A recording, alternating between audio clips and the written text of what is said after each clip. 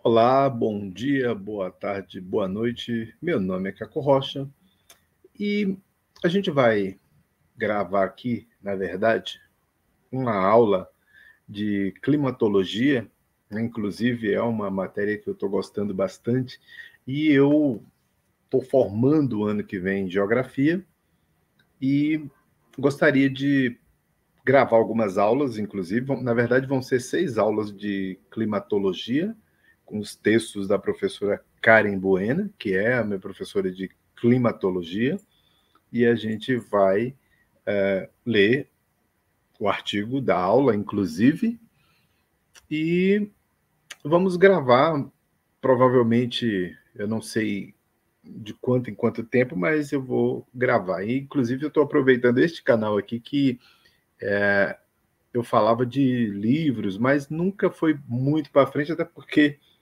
eu abandonei, isso deve ter muitos, mas muitos anos.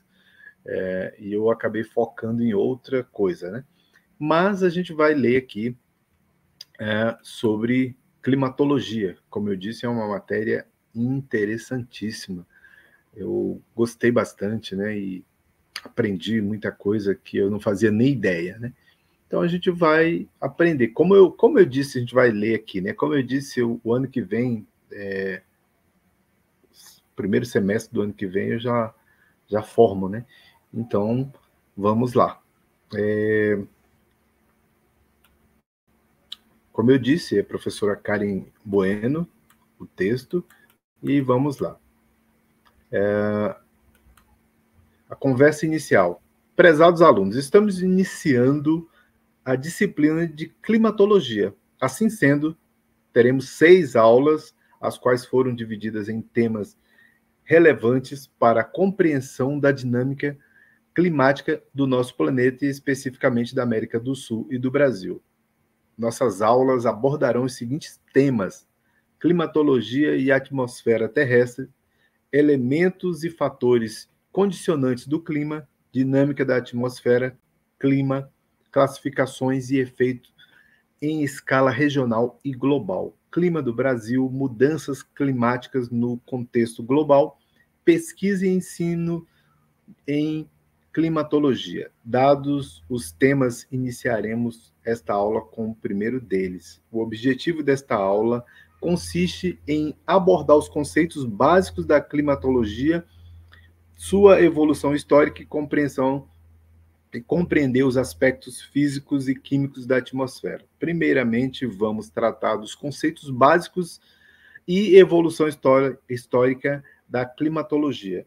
Em seguida, discutiremos os efeitos da abordagem especial e temporal, espacial e temporal em climatologia, buscando uma melhor análise dos fenômenos atmosféricos, bem como sua ocorrência e consequência no tempo e no espaço. Na sequência, serão abordadas as camadas da atmosfera, destacando suas principais características. Da mesma forma, serão apresentados os atributos físicos, químicos que compõem a atmosfera. Por fim, serão retratados os efeitos da radiação solar e o balanço da energia solar. Aspectos históricos da climatologia. Primeiramente, é de suma importância que compreender alguns conceitos, como o conceito da disciplina em questão, que é climatologia. Muitas pessoas confundem climatologia com meteorologia. No entanto, trata-se de ciências distintas. Segundo Mendonça e Dani Oliveira, né, o livro de 2007, a climatologia é uma ciência ligada à geografia, que estuda os padrões climáticos de comportamento da atmosfera e suas interações com os elementos geomorfológicos, hidrológicos, biológicos e antrópicos, por um período de no mínimo 30 anos. É pertinente destacar que a climatologia também é relevante no amplo aspecto das ciências ambientais de forma interdisciplinar. De acordo com IODE, de 2002, meteorologia é a ciência que estuda a atmosfera e seu estado físico, químico e dinâmico, levando em conta a interação com a superfície terrestre. Leva em conta menores escalas temporais com poucos anos, dias e até mesmo horas, sendo que é por meio desta ciência que se efetua diariamente a previsão do tempo. Daqui a pouco a gente vai descobrir o que é tempo e clima, né? Que a gente às vezes confunde, né? Outros conceitos que são comumente confundidos são o clima e o tempo. O clima é definido como a dinâmica atmosférica de um local a partir da observação de, no mínimo, 30 anos de dados. Assim, é possível definir o tipo de clima de uma região. Por exemplo, a região norte do Brasil apresenta predominância do clima tropical, ou o clima da região norte da África é caracterizado como clima desértico. Já o conceito de tempo está relacionado com a condição momentânea da atmosfera. Por exemplo, hoje o dia está ensolarado, ou o tempo frio de ontem me deixou resfriado. Exemplos, né? Portanto, ao assistir à previsão do tempo em algum telejornal ou acessar essas informações pela internet, lembre-se de que você irá verificar estará, né, o tempo e não o clima. Desde as primeiras aglomerações, as condições atmosféricas influenciam o homem e suas diversas ações, ou seja, o homem sempre precisou se adaptar ao clima para sobreviver. Portanto, o tempo meteorológico e até mesmo o clima interfere no modo de vida das pessoas desde a antiguidade, fazendo com que o ser humano venha se adaptando ao frio, calor, escassez ou excesso de chuvas, que estão diretamente relacionados com a localização das suas atividades, a disponibilidade de alimento, água e até aspectos culturais, como o vestuário e as formas de abrigo. É pertinente destacar que, na antiguidade, a ciência do clima, ou a ciência climatológica, vamos de novo. É pertinente destacar que, na antiguidade, a ciência da climatologia estava relacionada às divindades. Os gregos foram os primeiros a registrar e documentar suas reflexões a respeito do comportamento da atmosfera. Após um longo período de estagnação, a retomada da produção intelectual e a busca pelo conhecimento científico ressurge com o Renascimento, em que foram criados diversos instrumentos que até hoje são utilizados, como o termômetro, criado por Galileu Galilei em 1593, e o barômetro, criado por Torricelli em 1643. A IOD de 2002, né, essa informação, né, e de Mendonça de 2007. A climatologia tradicional começa a ser produzida no século XVII, com o surgimento das leis da física, que auxiliaram na compreensão de como funciona o universo. Desde então, o conhecimento e a descrição do comportamento da atmosfera passaram a ser fundamental. Tendo em vista alguns marcos históricos, como o expansionismo europeu, que demandava a otimização do transporte de cargas, mercadorias, alimentos e bens. No século XIX, o desenvolvimento do telégrafo permitiu que houvesse um monitoramento mais minucioso do comportamento da atmosfera com observatórios meteorológicos. A Primeira e a Segunda Guerra Mundial também demandaram avanços tecnológicos científicos para criar as estratégias de guerra em diferentes locais na primeira metade do século XX. Inclusive, em 1950, foi criada a Organização Meteorológica Mundial, OMM, que unificou os dados e permitiu a criação do primeiro banco de registros meteorológicos. Em seguida, na década de 1960, foram lançados satélites meteorológicos no espaço. A climatologia moderna surge com a necessidade não só de descrever, como também de compreender e explicar os fenômenos atmosféricos, pois a atmosfera é dinâmica e não estática. Além disso, as demandas da sociedade para o planejamento de suas atividades são fundamentais para a ascensão da climatologia moderna, pois passa a atuar nas áreas, né, da agricultura, aviação, comércio, indústria, além da utilização para previsão de eventos externos. Consequentemente, a demanda por novos instrumentos para a coleta e armazenamento de dados é imprescindível. Assim, no contexto atual, dados meteorológicos são coletados por meio de estações meteorológicas, satélites meteorológicos, aeronaves, balões, radares, entre outros instrumentos. Tema 2. Escalas de abordagem. Em climatologia, a delimitação da escala tende a ser mais complexa, comparando com outras vertentes da geografia. De maneira geral, deve-se pensar em duas escalas: a de dimensão ou ordem de grandeza espacial, extensão, e temporal, duração, do fenômeno climático que se quer estudar. A seguir, falaremos dessas escalas. Escala espacial. As escalas espaciais de extensão consistem em macroclima, mesoclima e microclima. Segundo Ayod, né, ou Ayod, em 2002 e Mendonça em 2007, o macroclima consiste na maior área de abordagem da escala espacial, pois é nessa escala que são abordados os climas do mundo, suas divisões latitudinais e subdivisões regionais. Já o mesoclima consiste em uma unidade espacial média, intermediária, como o próprio nome diz aqui. Meso quer dizer meio, né, intermediário, ou coisa parecida. Centenas de quilômetros, né,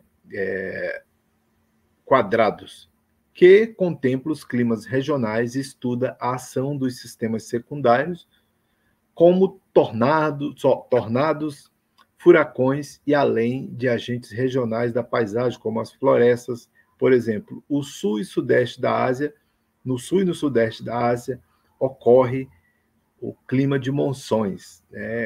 Na Índia, o clima lá é de monções. Por fim, eu sempre vou falar da Índia, né?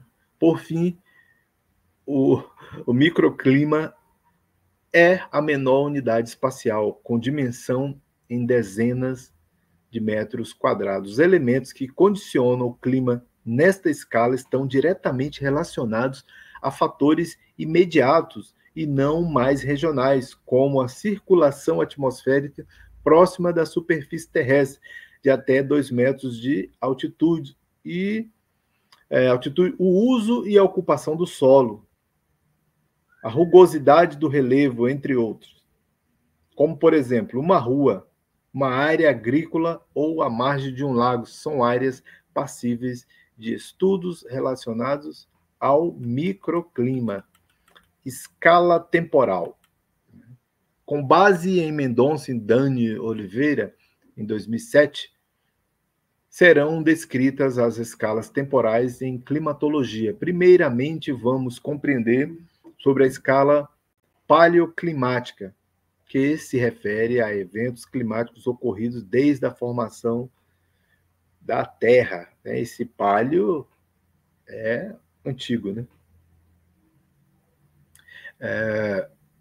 Nesse sentido, essa escala leva em conta os indicadores biológicos, fósseis, anéis de crescimento de árvores, pólen, esporos, fitólitos, etc. os litológicos, sedimentos, lítio vem de pedras, essas coisas assim, né? Sedimentos, camadas de aluviões, depósitos de sal, etc. E geomorfológicos, terrestres, né? Terraços fluviais, dunas, formas residuais de relevos, icebergs, etc. Para determinar tipos climáticos e mudanças climáticas ocorridas no passado. Outra escala temporal é a histórica, diretamente relacionada ao surgimento do homem no planeta. Nessa escala são levadas em conta as pinturas rupestres, relatos de viagem, até mesmo os registros de condições atmosféricas que foram mensurados. Por fim, a escala contemporânea, que está relacionada ao contexto atual, que leva em conta a análise de dados atmosféricos mensurados por, no mínimo, 30 anos. São utilizados bancos de dados medidos por estações meteorológicas para determinar o tipo do clima de um país ou região, bem como se houve mudanças climáticas. Mendonça e Dani Oliveira, de 2007. O quadro 1 diferencia, a gente vai já ver aqui, macroclima, mesoclima, microclima das escalas horizontal e vertical, bem como na temporalidade. Quadro 1, diferença entre macroclima, mesoclima e microclima. Ordem de grandeza, subdivisões, escala horizontal, escala vertical, temporalidade das variações mais representativas e do exemplo. Macroclima, clima zonal, escala, né, horizontal, 2.000 quilômetros, escala vertical, de 3 a 12 quilômetros. Temporalidade, algumas semanas a vários decênios, né? De algumas semanas a vários decênios. Vários decênios só dá meses e algumas coisas aí, se brincar, né? Exemplo, o globo, um hemisfério, um oceano ou continente, etc. Mesoclima, clima regional, de 2 a 10 quilômetros. Escala, né, que no caso, escala vertical, de 12 a 100 metros. Temporalidade, varia de horas a alguns dias. Exemplo, montanhas, né, região natural ou metropolitana, uma cidade, etc. Microclima. Então, vocês vejam que no microclima ele não tem as subdivisões. E na escala horizontal, ele vai de 10 a alguns metros, 10 quilômetros a alguns metros. Na escala vertical, abaixo de 100 metros. Né? Temporalidade de minutos, né, ao dia. E o exemplo, bosques, ruas, uma edificação e etc. Divisão da atmosfera. Agora vamos falar sobre a divisão da atmosfera. Mas, primeiramente, qual é o conceito de atmosfera? Segundo a IOD, né, em 2002, a atmosfera é a camada de gases retiradas da Terra pela força gravitacional, considerando características físicas como densidade e altura. A atmosfera pode ser dividida em 5 principais camadas, que são exosfera, termosfera, mesosfera, estratosfera e troposfera, que é a nossa parte mais próxima, né? A gente vai ver isso também. A seguir serão descritas brevemente cada uma delas. A exosfera é a camada limite entre a atmosfera terrestre e o espaço sideral, que está localizado entre 500 a 700 quilômetros da superfície da Terra. Ocorre perda de densidade. A termosfera é a camada mais quente da atmosfera, com temperatura aproximadamente de 700 graus centígrados, né? A gente nem usa mais isso, né? E que está localizado a cerca de 200 quilômetros da superfície. Já a mesosfera Como o próprio nome diz, está entre as duas camadas mais altas e as duas camadas mais baixas da atmosfera. Nela, o ar é mais rarefeito, ou seja, o oxigênio é consideravelmente reduzido, além de apresentar baixas temperaturas. A estratosfera é a camada na qual se encontra a camada de ozônio, né, o O3, que protege a superfície da Terra dos raios ultravioleta, UV, né, filtrando cerca de 95% desta radiação, vejam só, permitindo com que haja vida em nosso planeta. Então, isso é importante, né? Essa camada está localizada entre 20 a 35 quilômetros da superfície terrestre. Por fim, a troposfera, que é a camada mais próxima da superfície terrestre, na qual ocorrem os fenômenos climáticos, como chuva, ciclone, tornados, inversão térmica, entre outros. Desta forma, esta última camada, né, é esta última camada o foco dos climatólogos e meteorologistas, né? Então, é a parte que os especialistas têm maior interesse, né? Onde eles vão gastar mais tempo estudando, né? Figura 1, camada da atmosfera. A exosfera, né, de 700 quilômetros, como mostrou aqui, a termosfera, mesosfera, estratosfera e troposfera, que é a nossa mais próxima, né? Atributos físicos químicos da atmosfera. A divisão da atmosfera não se dá apenas por suas características físicas, de acordo com a sua densidade e altura, como vimos anteriormente. Assim sendo, ao considerar suas características físico-químicas, a atmosfera pode ser dividida em duas grandes camadas, homosfera e heterosfera. Essas duas camadas serão descritas com base em Mendonça e Dani Oliveira, né, esses autores, né? A homosfera é a camada mais próxima da superfície, localizada nos primeiros 90 quilômetros de altura e tem a distribuição uniforme de componentes atmosféricos. Os compostos mais relevantes dessa camada são o material particulado em suspensão e o vapor d'água. O material particulado consiste em substâncias que podem ser de origem natural ou antrópica, né? Natural ou antrópico. Natural, fica claro, o antrópico é aquilo em que o homem mete o dedo, né? Já viu, né? Como poeira, sal, matéria orgânica, materiais provenientes da queimada de combustíveis fósseis, dentre outros. Na heterosfera, ao contrário da camada inferior, e como o próprio nome diz, existem diferentes gases que formam camadas com composições químicas distintas, como o nitrogênio, moléculas nitrogênio molecular entre 90 a 200 km de altitude, o oxigênio atômico entre 200 a 1.100 km, os átomos de hélio entre 1.100 a 3.500 km e átomos de nitrogênio a partir de 3.500 km.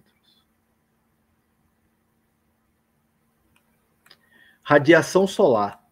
É importante destacar que a radiação solar é formada no interior do Sol por meio de um processo contínuo de conversão de hidrogênio em hélio. Essa palavra hélio apareceu várias vezes aqui, hein? Aí isso me lembra o professor Marcos Ebele, né, que diz lá que urânio decai para hélio e virou um meme nas redes. Engraçado isso. Então vamos fazer isso, vamos lá. É importante destacar que a radiação solar é formada no interior do Sol por meio de um processo contínuo de conversão de hidrogênio em hélio, que libera grandes quantidades de calor que chegarão até a Terra. A atmosfera do nosso planeta não somente absorve a energia solar, como também a reflete e difunde. A capacidade de refletir radiação solar é chamada de albedo. E, por exemplo, é possível citar as nuvens, que impedem a penetração da parte da energia solar diretamente na superfície, apresentando capacidade de refletir, refratar a radiação. Pode-se afirmar que, de maneira geral, quanto mais a absorção da radiação, menor o albedo. A mais escura é a superfície, como florestas, solo exposto e asfalto, as quais possuem albedo mais baixo. Já as superfícies de baixa absorção da radiação e que refletem mais apresentam maior albedo, como nuvens, neves e dunas diárias, né, de areia, dunas de areia. Portanto, o albedo é inversamente proporcional à absorção da radiação e diretamente proporcional à reflectância, né, reflectância do alvo. Para compreender melhor a relação entre a superfície e o albedo, observe o quadro 2. Já já você vai ficar mais claro o albedo. Né? Quadro 2, diferença de albedo em superfície. Tipo de superfície, neve recém-caída, de 80% a 90%. Neve caída há dias, de 50% a 70%. Gelo, de 50% a 70%. Dunas de areia, de 30% a 60%. Terra, 31%. Savana seca, de 20% a 25%. Cultivo seco, de 20% a 25%. Concreto seco, de 17% a 27%. Areia, de 15% a 25%. Estepes e pradarias, de 15% a 20%. Cidades, de 14% a 18%. Floresta boreal no verão, de 10% a 20%. Cana-de-açúcar, 15%. Vamos lá. Solo negro seco, 14%. Solo negro úmido, 8%. Madeira, de 5% a 20%. Floresta pluvial tropical, de 5% a 15%. Solo nu, 7% a 20%. Asfalto, 5% a 10%. Lua, 6% a 8%. Mar agitado, de 2% a 10%. Mar calmo, de 2% a 5%.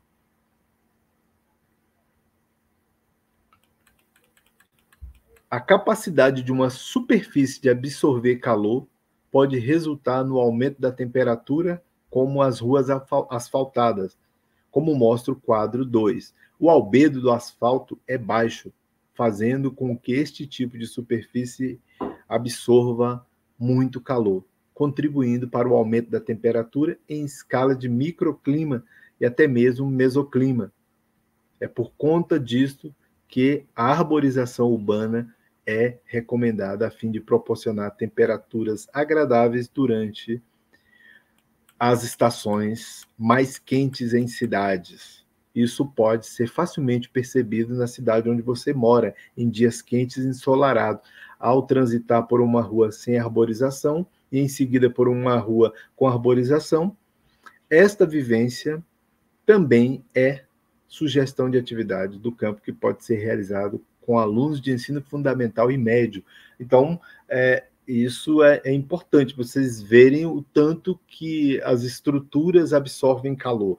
E a gente tem uma dificuldade muito grande de algumas pessoas compreenderem, principalmente políticos, e tem toda uma questão que vai muito além disso, tem uma questão que vai descambar para o campo das políticas e das economias e de vários outros fatores, inclusive ganâncias, né? E as pessoas querem ganhar muito, muito mais, e poucas pessoas estão se importando com o clima, né? Com o surgimento a gente tem visto aqui, ontem mesmo, eu não sei quando você vai ver, mas eu estou falando, nós estamos aqui, hoje é dia 12 de outubro de 2024. Então, ontem, dia 11, na cidade de São Paulo, a chuva foi terrível.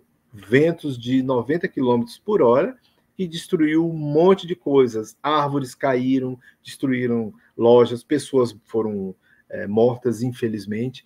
Então, tudo isso é uma reação da natureza aos nossos desmandos com o próprio trato com essa natureza. Então, vamos seguindo. Balanço da radiação. Segundo Mendonça e Dani Oliveira, levando em consideração a radiação dentro do sistema atmosfera-terra, o balanço pode ser simplificado entre input, entrada, e output, saída, resultando no ajuste da temperatura e até mesmo nas trocas de calor dos corpos que compõem o sistema atmosfera-terra. Tendo em vista esses pressupostos, pode-se afirmar que é por meio do balanço da radiação médio anual para o planeta que é aferida a interação, a troca de calor e a diferença entre as entradas e saídas entre tais corpos. Essa é a maneira simplificada de quantificação, tendo em vista que se trata de algo complexo que demanda a compreensão do ser humano. Figura 2. A figura 2 apresenta um esquema ilustrativo de balanço energético da Terra, na qual é possível evidenciar a energia incidente, refletida, absorvida e irradiada. Parte da energia proveniente do Sol é retida pela atmosfera e, de acordo com IOD 2002, cerca de 25% da radiação solar que atinge a superfície da atmosfera é refletida. A outra parte da energia proveniente do Sol atinge a superfície, sendo então absorvida. No entanto, essa energia absorvida pela superfície é novamente liberada. Contudo, cada local da superfície da Terra apresenta características físicas específicas, como já citado anteriormente. O balanço pode se dar de maneira diferente em termos de percentual refletido, absorvido e radiado. Temos balanço energético da Terra. Não sei se vocês vão conseguir visualizar bem, para eu não ter que repetir todas as coisas, mas vamos lá. Energia solar incidente 100%. Refletido pela atmosfera 6%, refletido pelas nuvens 20%, refletido pela superfície da Terra 4%, absorvido pelo solo e oceanos. Vamos lá. Condução e subida do ar 7%, absorvida pelas nuvens 3%, absorvido pela atmosfera 16%, radiado pelo espaço a partir de nuvens e atmosfera 64%, 6%. Aí temos aqui radiação da Terra, diferentemente ao espaço, radiação absorvida pela atmosfera 15%, carregado para nuvens e atmosfera pelo calor latente no vapor d'água, 23%. Ainda segundo a IOD 2002, em escala diária, o balanço de radiação para a superfície terrestre normalmente é positivo durante o dia e negativo durante a noite. Em escala anual, o balanço da radiação da atmosfera é negativo, já o da superfície é positivo. Tendo em vista esses pressupostos, é pertinente citar que a interação, a troca de calor, a diferença entre as entradas e saídas de calor entre os corpos de toda a atmosfera, né, Terra, costuma ser aferida por meio de balanço de radiação média anual para o planeta, ou seja, uma maneira simplificada de quantificação, tendo em vista que se trata de algo complexo e que demanda a compreensão do ser humano. Outro fenômeno que está relacionado com o balanço da energia entre a atmosfera e a Terra é o efeito estufa. Como isto ocorre? Como vimos, parte da energia proveniente do Sol é retida pela atmosfera e a outra parte atinge a superfície, sendo então absorvida. Essa energia absorvida pela superfície da Terra é novamente liberada, mas parte dela não consegue atingir o espaço exterior e acaba retida entre a atmosfera e a superfície, resultando no efeito estufa. Desta forma, o aumento do efeito estufa resulta em uma alteração do balanço da energia entre o sistema atmosfera-terra, sendo o dióxido de carbono, CO2, né,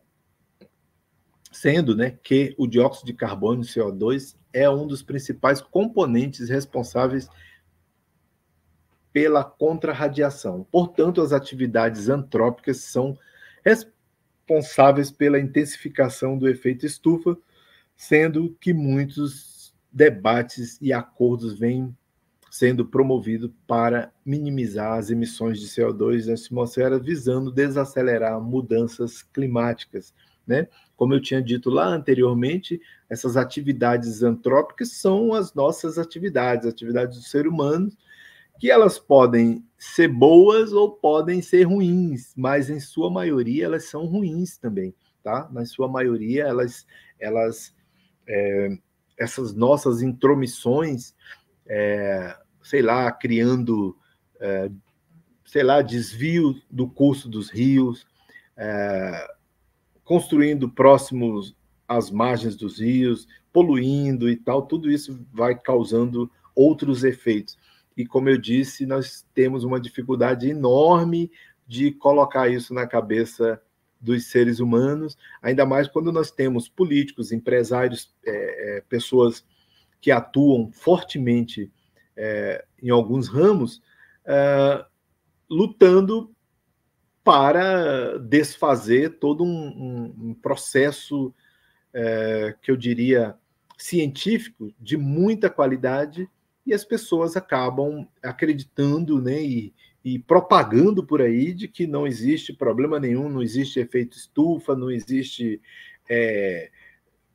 efeito climático que possa devastar a Terra, mesmo a gente vendo a devastidão aí, o que tem acontecido, toda esse terror, problemas, olha, tsunami e vários outros, furacões, tornados, El Niño, Laninha, e vamos que vamos, a gente ainda vai falar sobre isso ainda nas próximas aulas, mas vamos lá.